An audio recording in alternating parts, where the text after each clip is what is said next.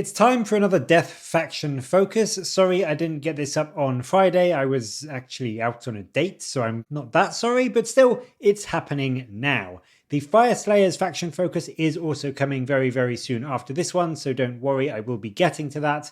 But as the Flesh Eater Courts are one of my armies as a primarily death player, I really did want to get this one done. So the Flesh Eater Courts were one of the very last armies of 3rd edition, and so realistically quite a lot has stayed at least somewhat familiar with their rules, but then we do also get to see some of their changes, and especially we get to see their big boy Ushoran and how he has changed, so there are some very exciting things to get to grips with.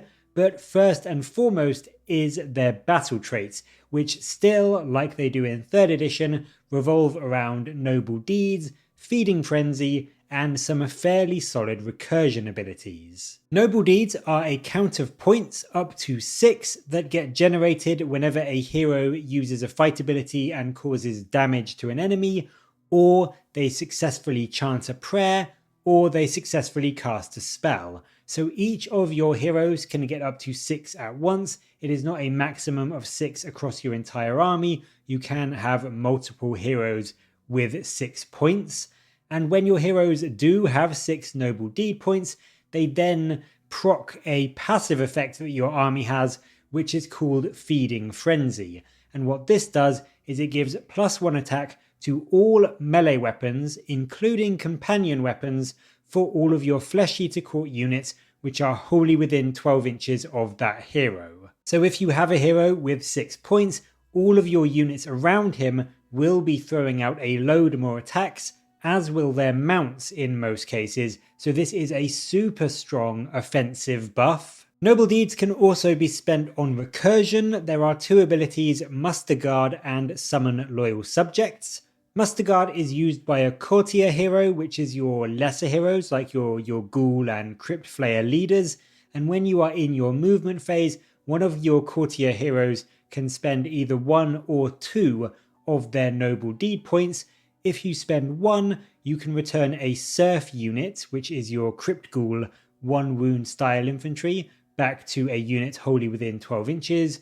If you spend 2 noble deed points, you can return a knight model, which is your bigger things like your crypt flayers and your crypt horrors, back to a knight unit, which is wholly within 12 inches. So this really does give you some solid and reliable recursion. Being able to bring back up to 6 ghoul infantry or 3 whole crypt horrors can be absolutely game-changing in the right situations. And although you do have to weigh up the risk, or not the risk, but you have to weigh up the pros and cons, because whilst you are getting those infantry models back, you do have to give up the extra attacks from Feeding Frenzy if you do that, because you will be dropping below the 6 noble deed points that you need to generate that passive. Summon Loyal Subjects is for your bigger abhorrent heroes. They then have to spend 6 noble deed points and they get to pick a serf or a knight unit that has been destroyed, and in your movement phase they can spend all of those points and return a unit back at half strength within 6 inches of the battlefield edge and also 9 inches away from enemies. So this is really powerful. It can potentially give you an entire half unit back anywhere on the board that is 6 inches from the table edge and 9 inches from enemies. So this is fantastic for bringing a unit back to threaten backfield enemy units or backfield enemy objectives, or putting a unit in a battlefield quarter to score a particular battle tactic when you need it. It is incredibly strong and flexible, and it means that you can recycle a lot of models and a lot of units with these 2 abilities over the course of the battle. The final battle trait for the Flesh Eater Courts is Royal Blood. This is a once per turn ability in your hero phase, and it simply lets your abhorrent units heal D3 health each. So things like Ushoran, your Ghoul Kings and your Archregents, they can all heal up a bit in your hero phases. It is nice and simple and effective. It doesn't cost any noble deeds to do it. It is just a good, reliable way to keep your heroes alive that little bit longer. So I mean, overall, we are still getting some very strong battle traits. They are ones that will really help to keep your army around a lot longer than you might think, and also help you do a huge amount of damage as those deed points begin to rack up. We also get to see, of course, one of the battle formations. This one is the Ghoul Patrol, and this has a very handy little rule: gore-splattered hunters, and in a game of alternating activations like AOS, this gives you a huge advantage. When you activate your Crypt Ghouls for a fight ability, you can pick 2 units rather than 1. So you basically get to attack with 2 units of ghouls for each unit of your opponents. And that is, of course, incredibly strong. It does have some limitations in that neither unit can have strike last, but it essentially means that if you charge in 2 units of ghouls into a really tanky enemy, you get double the number of attacks into them before they get a chance to swing back. And that means you could possibly kill them before they even get to attack. It is super thematic and very fun and very powerful, and with your ghouls, most of their damage is just pure weight of dice and number of attacks, so being able to essentially double that every time they fight is going to make a genuinely significant difference to their output. The magic we got to see today relates to one of the Flesh Eater Court's endless spells, the Corpsemare Stampede. This is a spell that is cast on a 7, and it allows you to set up a Corpsemare Stampede unit within 9 inches of the caster and 9 inches from enemies. The Stampede itself does now have an actual profile, like all endless spells and manifestations do. It's got 10 health with a 5-up save and a 12-inch move. It does have a token set of attacks with 10 that hit on 5s, wound on 3s with no rend and 1 damage, but the main use of this spell is its ability, Trampled Underfoot. This goes off in your movement phase, and after this manifestation has moved its 12-inch movement, and it can notably move through units and through combat range of units, although it can't end a move in combat. But once you've done that, you get to pick up to 3 enemy units this spell has passed across, and you roll a d3 for each of those units, and on a 2+ on the d3, they take that much mortal damage. So you can potentially be throwing out an extra 6 mortal damage across 3 separate units as this thing stampedes around the battlefield. It is pretty cool, and it can definitely do some worthy damage to things like enemy heroes and small chaff units over the course of the game, so I do think this is going to be a fairly solid pick for Flesh Eater Core armies, just to get some fast moving mortal damage onto the board. In terms of war scrolls, we do start with the mighty Ushoran, of course. He is still 16 wounds with a 4-up save, a 5-up ward, and a nice 10-inch move, so nothing has changed there, and he is still a 2-cast wizard. His scepter has gained an attack though, and he still hits on 3s, wounds on 2s with rend 2 for a whopping d3 plus 3 damage, so that is pretty fantastic.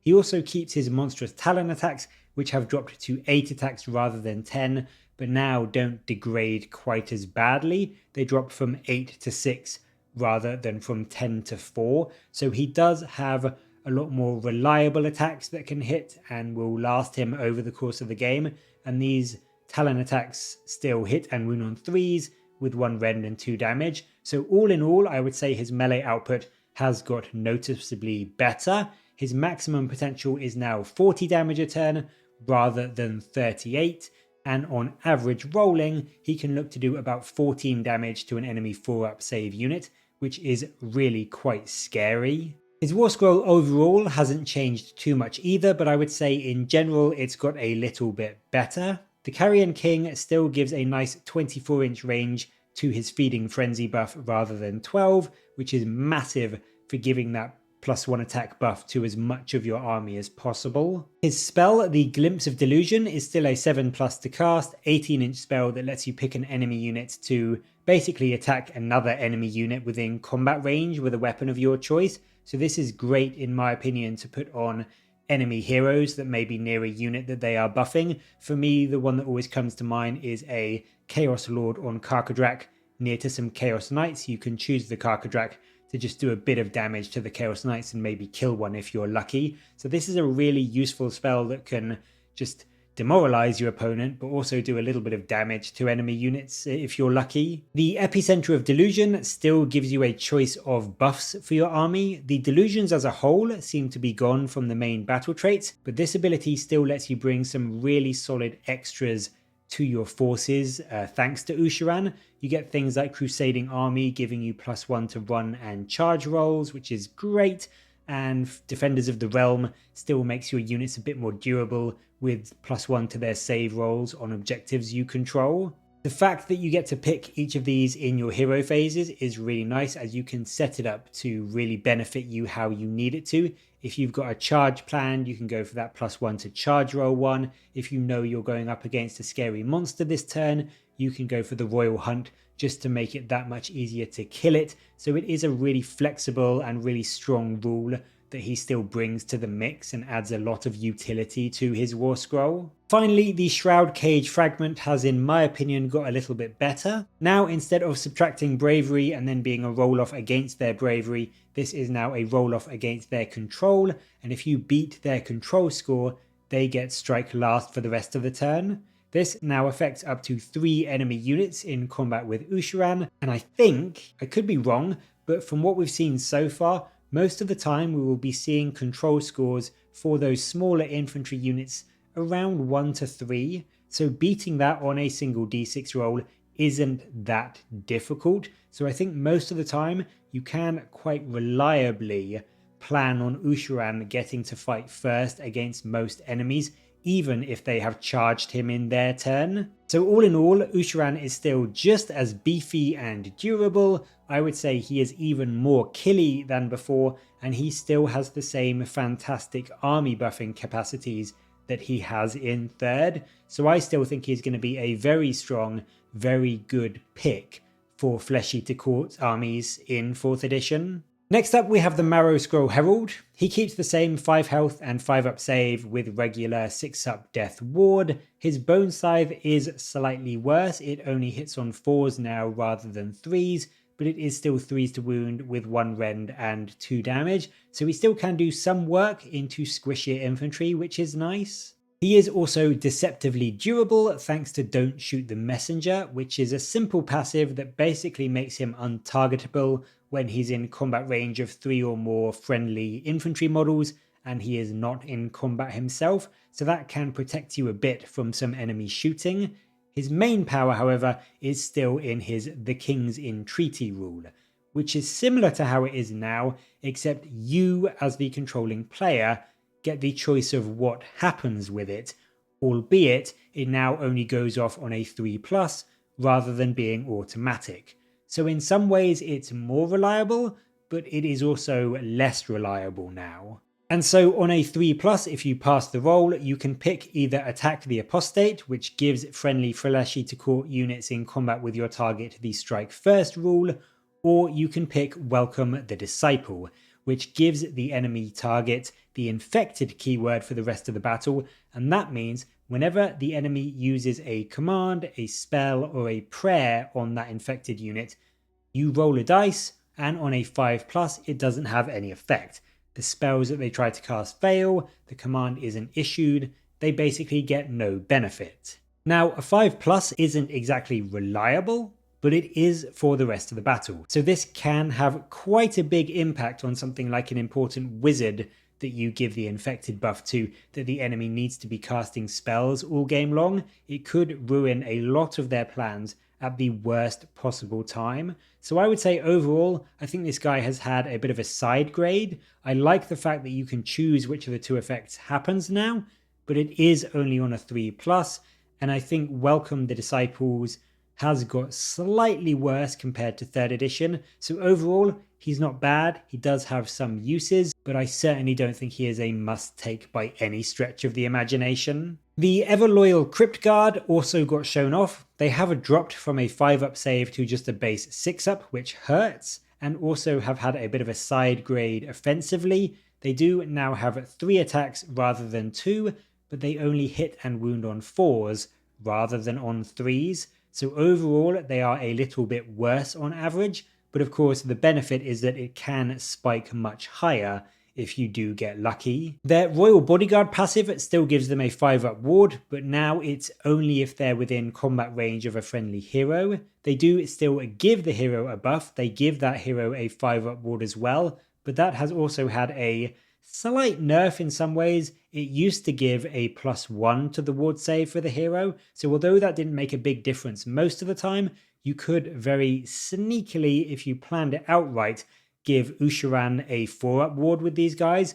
You can't do that anymore. It is just a flat 5-up ward to any heroes near them. It does mean that with a hero nearby, these guys are now a 6-up save 5-up ward rather than a 5-up save 5-up ward, which is a little bit of a hit, and I hope they are costed maybe just a little bit cheaper because of that lack of durability, especially since they are still just 1 wound each. The Armory of Madness still exists and still restricts enemies from using commands if you do any damage to them. However, this does now impact them until the start of your next turn, not just the end of this turn. So this could potentially be a bit more long lasting. It could potentially impact the enemy on their turn if they needed to use an all-out attack or reroll a charge in their turn, for instance. So that has got a bit better, but overall I think these guys are a little bit squishier, a little bit less damaging than they are in 3rd edition, so hopefully they will be a little bit cheaper too. Finally, we also got shown the monstrous zombie dragon. This boy is still a chunky 14 health with a 4-up save and 6-up ward. He now has that always constant movement of 12 rather than starting at 14 and degrading to 8, so that is a nice buff. He also has his breath, which has lost 2 inches of range and now hits on 2s and wounds on 4s rather than 3s and 3s. And then in melee, the Snapping Maw and Sword-like Claws are now called Draconic Claws and Draconic Maw. The claws only degrade from 7 to 5 attacks rather than 7 to 4 like they do in 3rd, and they actually got a little buff in that they now wound on 2s rather than 3s. The Maw attack does lose a pip of rend, but overall they have actually got better and do more damage now. Previously in 3rd, the dragon would do around 6 damage to an enemy 4-up save. Now it does just over 7, so it is a little bit better, and of course every little helps. It can still deploy up in the air with the vantage point rule and then deep strike in with loathsome descent, but the main ability it has is now, instead of removing commanding presence with its terror rule, it can do some extra mortal damage after it's charged. You roll a dice, and on a 3+, it can then move an extra 2d6, so you can charge in and then move again. You do still have to end in combat, but it means you can charge into a unit and then fly over them to the other side of them, end up still in combat, but then any enemy unit you've flown over takes d3 mortal damage. So this is a really nice way to charge in, potentially get a little bit of extra movement to help set you up for a following turn, and also do a little bit of chip damage onto an enemy unit before the combat starts. So this is a really nice ability, I think. It can help you a lot, not only in terms of damage output, but also in terms of movement, and potentially making it so that other enemy units can't pile into you and attack you if you want to go into a certain unit but not draw in another unit. Overall, the Flesh Eater Courts seem to be largely similar to 3rd, with a few unique and interesting changes, a couple of small nerfs, but also some very, very welcome buffs, and I think they are really going to be quite strong, with a lot of damage potential and a load of recursion to keep them going. But as always, what do you make of these rules, and what else are you looking forward to seeing for the Flesh Eater Courts? Let me know your thoughts down in the comments below, and as always, thank you very much for watching. Please do like and subscribe for more Warhammer content from me, but until next time, I'll catch you later guys.